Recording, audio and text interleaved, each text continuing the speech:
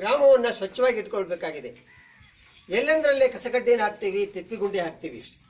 ಆದ್ರಿಂದ 3% ಕಾಯಿಲೆಗಳು ನೊಣಗಳು ಮತ್ತು ಸೊಳ್ಳೆಗಳಾಗಿ ನಮ್ಮನ್ನು ನಿದ್ದಿಗೆಡಿಸಿ ಇವತ್ತು ಉದಾಹರಣೆಗೆ ಮಲೇರಿಯಾ, ಡೆಂಗೆ ಜ್ವರ, ಚಿಕನ್ ಗುನ್ಯಾ ಅಂತ ಮಾರಣಾಂತಿಕ ಕಾಯಿಲೆಗಳು ಬರ್ತವೆ. ಅವು ಮಾರಣಾಂತಿಕ ಕಾಯಿಲೆ ಅಂತಂದ್ರೆ ಇವು ಜ್ವರ ಬಂದೈತೆ ಅಂತೇಳಿ ನಾವು ತಾತ್ಸಾರ ಮಾಡೋ ಹಾಗಿಲ್ಲ. ನಮ್ಮನ್ನ 3-4 ದಿನದಲ್ಲಿ ಹೊತ್ಕೊಂಡು ಹೋಗುವಂತ ಕಾಯಿಲೆಗಳು ಕೂಡ ಅವು ಆಗ್ತವು. ದಯಮಾಡಿ ಸ್ವಚ್ಛತೆ ಬಗ್ಗೆ, ನಿಮ್ಮ ಗ್ರಾಮದ ಬಗ್ಗೆ ಅರಿವಿರಲಿ ಅಂತ ಹೇಳ್ತಾ ಈ ಹಾಡನ್ನು ಕೇಳಿ.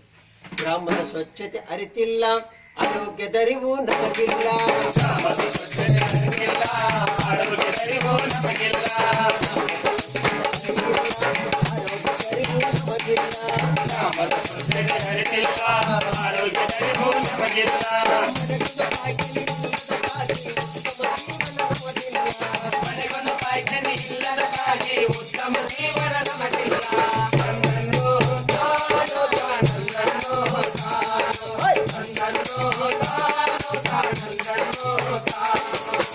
ಮುಂದೆ ತಿಪ್ಪಿ ಹತ್ತಿರ ಸೊಳ್ಳೆ ಕಾಟ ಅಂತೀರ, ಮುಂದೆ ತಿಪ್ಪಿ ಹತ್ತಿರ ಸೊಳ್ಳೆ ಕಾಟ ಅಂತೀರ,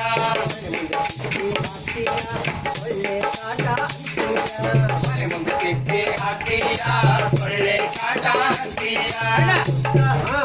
ಏನಣ್ಣ ಮತ್ತೆ ಜಾಗ ಇಲ್ದಾರಿ ಏನ್ ಮಾಡ್ಬೇಕು? ಮತ್ತ ನಮ್ದು ಜಾಗ ಇಲ್ಲಪ್ಪ, ಮನಿ ಪಕ್ಕಕ್ಕೆ ಹಾಕೇವಿ ಅಣ್ಣ. ಅದಕ್ಕೊಂದು ಜಾಗ ಇರ್ತೈತೋ ಅಣ್ಣ. ಈಗ ಮನೆ ಇರ್ತೈತಿ, ಎಲ್ಲ ಸ್ವಚ್ಛ ಮಾಡಿರ್ತೀವಿ. ಇಲ್ಲ ನಮ್ಮೂರ ಶಾಲೆ ಇರ್ಬೋದು, ನಮ್ಮೂರ ದೇವಸ್ಥಾನ ಇರ್ಬೋದು, ನಾವೆಲ್ಲಂದ್ರಲ್ಲಿ ಮಲಮೂತ್ರ ವಿಸರ್ಜನೆ ಮಾಡ್ತೀವಿ. ಯಾಕಂದ್ರೆ ನಮ್ಮ ದೇವಸ್ಥಾನಕ್ಕ ಜನರು ಬರ್ತಿರ್ತಾರ, ಅಲ್ಲಿ ಸಾರ್ವಜನಿಕರೆಲ್ಲ ಅಡ್ಡಾಡ್ತಿರ್ತಾರ. ನಮ್ಮ ಶಾಲೆ ಬೈಲಾಗ ನಮ್ಮ ಮಕ್ಕಳೆಲ್ಲ ಆಟ ಆಡ್ತಿರ್ತಾವು.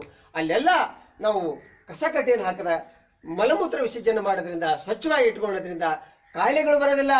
ಯಾಕಂದ್ರೆ ಸೊಳ್ಳೆ ನೊಣಗಳಾಗಿ ನಿದ್ದಿಗೆಡಿಸಿ ನಮ್ಮನ್ನು ಕಾಯಿಲೆ ತತ್ತವು. ಯಾಕಂದ್ರೆ ಉದಾಹರಣೆಗೆ ಚಿಕನ್ ಗುನ್ಯಾ, ಮಲೇರಿಯಾ, ಡೆಂಗೆ ಜ್ವರದಂತ ಕಾಯಿಲೆಗಳು ಬರ್ತಾವು. ಓಹೋ, ಇವೆಲ್ಲ ಸೊಳ್ಳೆಯಿಂದ ಬರ್ತಾವು. ಮೊನ್ನೆ ಇವನ್ ಮಗ ಸಾಯಿಲ್ಲ ಮನೆ ಬಂದ ಹೇಳಿ ಸಾಹೇಬ್ರಿ ನೀವು. ಮನೆ ಮುಂದೆ ತಿಪ್ಪಿ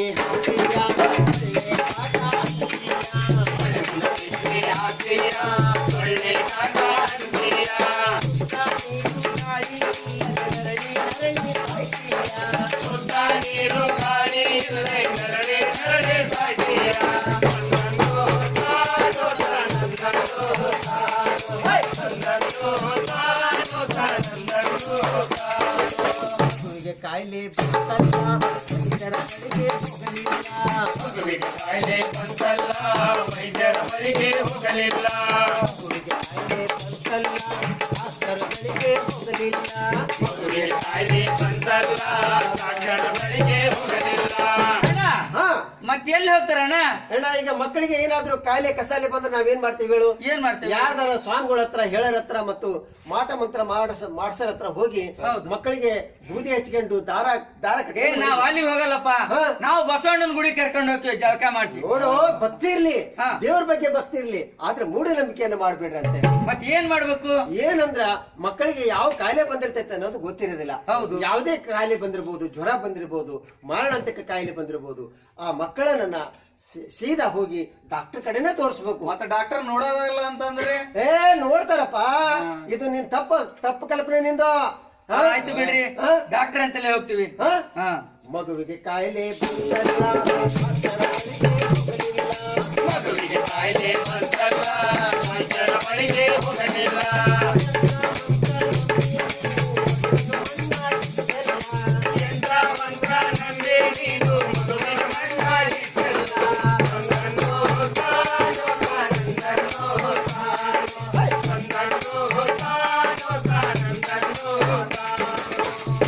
ಸ್ವಚ್ಛತೆ ಅರಿವಿಲ್ಲ, ಆರೋಗ್ಯದರಿವು ನಮಗಿಲ್ಲ, ಸ್ವಚ್ಛತೆ ಅರಿವಿಲ್ಲ, ಆರೋಗ್ಯದರಿವು ನಮಗಿಲ್ಲ, ಮನೆಗೊಂದು ಪಾಯ್ಖಾನೆ ಇಲ್ಲದಕ್ಕಾಗಿ ಉತ್ತಮ ಜೀವನ ನಮಗಿಲ್ಲ, ಮನೆಗೊಂದು ಪಾಯ್ಖಾನೆ ಇಲ್ಲದಕ್ಕಾಗಿ ಉತ್ತಮ ಜೀವನ ನಮಗಿಲ್ಲ. ಬಂದನು ತಾನು ತಾನಂದನು ಬಂದನು ತಾನು ತಾನಂದನು.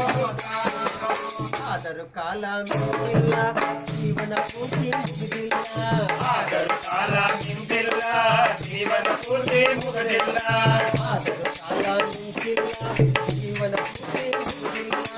ಆದರೂ ಕಾಲ ನಿಂತಿಲ್ಲ ಜೀವನ ಪೂರ್ತಿ ಮುಗದಿಲ್ಲ ಹಾ, ಮತ್ತೇನ್ ಮಾಡ್ಬೇಕಣ್ಣ ಇದಕ್ ಪರಿಹಾರ ಏನೈತಿ? ಅಣ್ಣ ನಮ್ದಿನ್ನೂ ಕಾಲ ಮುಗ್ದಿಲ್ಲ, ಇನ್ನೂ ಕಾಲ ಮಿಂಚಿಲ್ಲ. ಯಾಕಂದ್ರೆ ಸ್ವಚ್ಛ ಭಾರತ ಅಭಿಯಾನದ ಯೋಜನೆಯೊಳಗ SC ST ಅವರಿಗೆ 15,000 ರೂಪಾಯಿ ಕೊಡ್ತಾರೆ, ಸಾಮಾನ್ಯ ಜನರಿಗೆ 12,000 ರೂಪಾಯಿ ಕೊಡ್ತಾರೆ. ನಮ್ ಏನು ದಾಖಲೆ ಅದಾವು, ನಮ್ಮ ಬ್ಯಾಂಕಿನ ಪಾಸ್ಬುಕ್ ಇರ್ಬೋದು, ಆಧಾರ್ ಕಾರ್ಡ್ ಇರ್ಬೋದು, ರೇಷನ್ ಕಾರ್ಡ್, ಅದನ್ನ ಗ್ರಾಮ ಪಂಚಾಯತಿ ಕೊಟ್ರ ಅವ್ರ ಅನುದಾನವನ್ನು ಕೊಡ್ತಾರ. ಒಮ್ಮಕ್ಲೆ ಕೊಟ್ಬಿಡ್ತಾರೆ. ಇಲ್ಲ ಇಲ್ಲ, ನಾ ತಯಾರು ಮಾಡ್ಕೊಂಡ ಮೇಲೆ ಅವ್ರು GPS ಮಾಡಿ ಅದಕ್ಕ ನಿಮ್ಮ ಅಕೌಂಟ್ಗೆ ನೇರವಾಗಿ ಹಣವನ್ನ ಹಾಕ್ತಾರ. ನಾವು ಪಾಯ್ಕಾನಿ ಕಟ್ಸೇವಿ, ಹೋಗಾಕ ತಯಾರಿಲ್ಲ ನೋಡ ನಮ್ಮ ಮನೆಗೆ. ಬಳಸ್ಬೇಕಪ್ಪ, ಕಟ್ಟಿ ಅದನ್ನ ಹಂಗ ಬಿಡಬಾರ್ದು. ನಾವು ಶೌಚಾಲಯವನ್ನ ಬಳಸ್ಬೇಕು. ಇನ್ನು ಮೇಲೆ ಏನಾದ್ರೂ ನೀವು ಶೌಚಾಲಯ ಬಳಸಲಿಲ್ಲ ಅಂದ್ರ, ಕಟ್ಟಿಸ್ಲಿಲ್ಲ ಅಂದ್ರ ರೇಷನ್ ಕಾರ್ಡ್ ಬಂದ್ ಮಾಡ್ತಾರ. ಅಲ್ಲಣ್ಣ ಪಾಯ್ಕಾನಿ ಕಟ್ಟಿಸಿ ಅನ್ನೋದ್ರಿಂದ ಬಾಳ ಉಪಯೋಗ ಐತಿ. ಬಾಣಂತಿಯರ್ ಇರ್ತಾರ, ವಯಸ್ಸಾದ ಮುದುಕರು ಇರ್ತಾರ, ನಮಗ ಆರಾಮಿಲ್ದಾಗ, ಮಳೆಗಾಲದಾಗ, ರಾತ್ರಿ ವೇಳೆ ಎಲ್ಲದಕ್ಕೂ ಅನುಕೂಲ ಐತಿ ನೋಡಪ್ಪ. ನಾವು ಕಟ್ಟಿಸಿರ್ತೇವೆ. ಸಮಯದ ಉಳಿತಾಯ ಕೂಡ ಆಕೈತಿ. ಈಗ ಮೊದ್ಲ ಊರುಗಳು ಚಿಕ್ಕದಾಗಿದ್ವು, ಈಗ ಊರು ಬೆಳಕತ್ತೇವು. ಎಲ್ಲಿವರೆಗೆ ಚಂಪ್ತೊಂಡು ಹೋಗ್ತೀರಿ ನೀವು? ಆಮೇಲೆ ಹೆಣ್ಣು ಮಕ್ಕಳಿಗೆ ದಾರ ಕುತ್ಕೊಂಡು ಹೋಗ್ ಬರೋ ಗಾಡಿಗೆ ಎದ್ದು ಕುಂತು ರಕ್ತಹೀನತೆ ಕಾಯಿಲೆ ಬರ್ತಾ ಇದೆ. ಅದು ನಮ್ಮ ಮನೆಯ ಗಂಡು ಮಕ್ಕಳಿಗೆ ಗೊತ್ತಾಗ್ತಾ ಇಲ್ಲ. ಎಚ್ಚರದಿಂದ ಒಂದು ಶೌಚಾಲಯ ಕಟ್ಟಿಸೋ ವ್ಯವಸ್ಥೆ ಮಾಡ್ರಿ. ಹೇಳ್ತೀರಿ ಅಂತಂದ್ರ ನಮ್ ಗ್ರಾಮನ ಸ್ವಚ್ಛವಾಗತ್ತಂತಂದ್ರ ಶೌಚಾಲಯ ಕಟ್ಟಿದ್ರೆ ನಮ್ಮ ಮನೆ ಹೆಣ್ಮಕ್ಳು ಮಾನ ಮರ್ಯಾದೆ ಉಳಿತೈತೆ ಅಂದ್ರ ಆದರೂ ಕಾಲ ಆದರೂ ಕಾಲ ನಿಂತಿಲ್ಲ ಜೀವನ ಪೂರ್ತಿ ಮುಗದಿಲ್ಲ ಸ್ವಚ್ಛ ಭಾರತ ಯೋಜನೆ ಅರಿತು ಸುಂದರ ಜೀವನ ನಡೆಸಲ್ಲ